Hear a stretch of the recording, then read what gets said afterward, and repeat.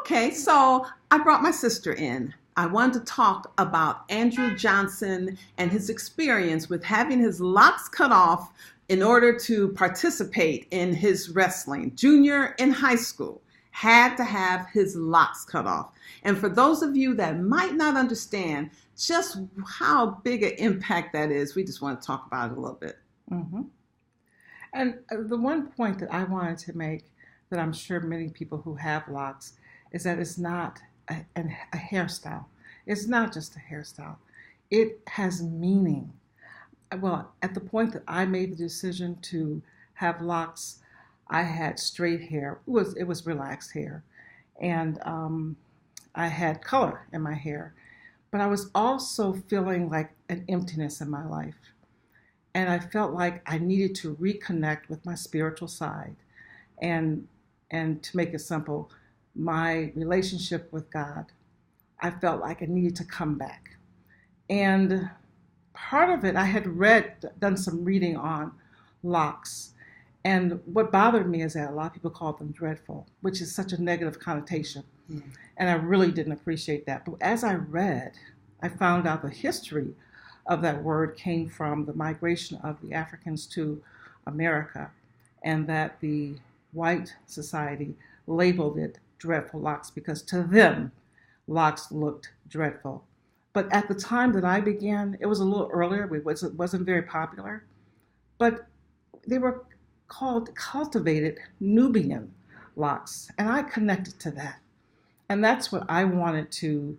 I wanted to have this as a part of the transition for me from my life of emptiness or something missing to a life of a connection to a spiritual side that I Wow. needed.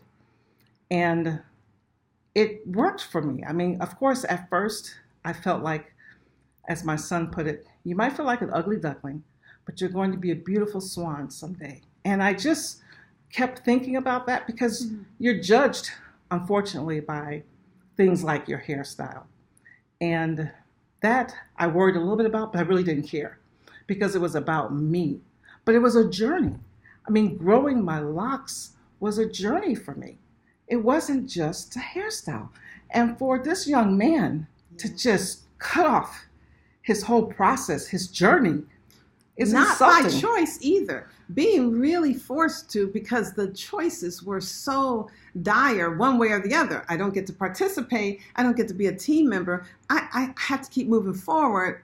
I don't really have a choice right now. These are hard choices. And Exactly. to be forced to do that, it's Right. like, I don't think that it's clear to me that our hair is not being respected for the difference that it is. Yes, it's different. Mhm. And maybe you need to accommodate a helmet that can deal with thicker hair Mhm. because maybe our hair won't fit under there, but that's our natural hair. Right. And so if our natural hair doesn't fit under a helmet, under whatever headgear he was supposed to wear, then you need to make accommodations for that because guess what?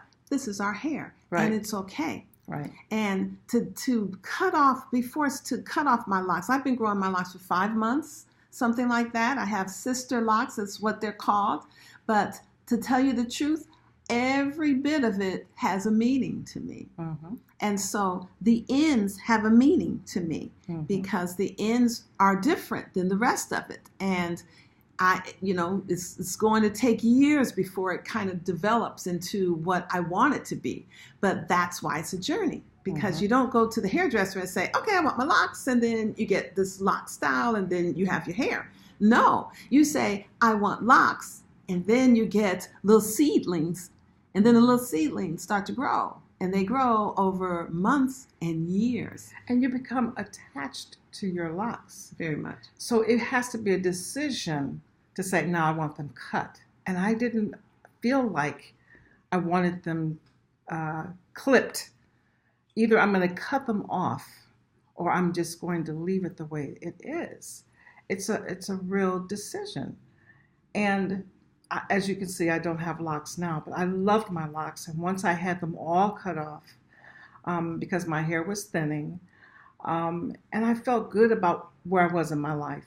I still have my locks to this day. Mm. And I'm going to let them go one day. But it just represents such a change for me. But all I'm saying is that for this young man, I'm sure they represented something to him too. That's right. You know, and That's it's just, it's sad. It is. Because not by choice, you're forced to then, something you've invested in, something Right. you put time in, something that you were looking forward to, because as it grows, it's something to look forward to because it's different all the time. Right. Like a week from now, my hair is going to be different, and it's Right. going, you know, and that's the whole process. So then to have to cut that short, and the way that it was cut. Oh, yeah, it was So it hard was savage. to take. It was savage. Savage, yes. So to have to deal with that, I just Yeah. feel for him on you know, the emotional level, and on being forced to do something to your own, you know, body, your own self that you didn't want to do. Right. I just don't appreciate that, and I Right. wanted to make sure we got to say something about that. Exactly. To know exactly how it. So that's our 2 cents, and so let's keep talking. Yes, and keep praying. Yeah.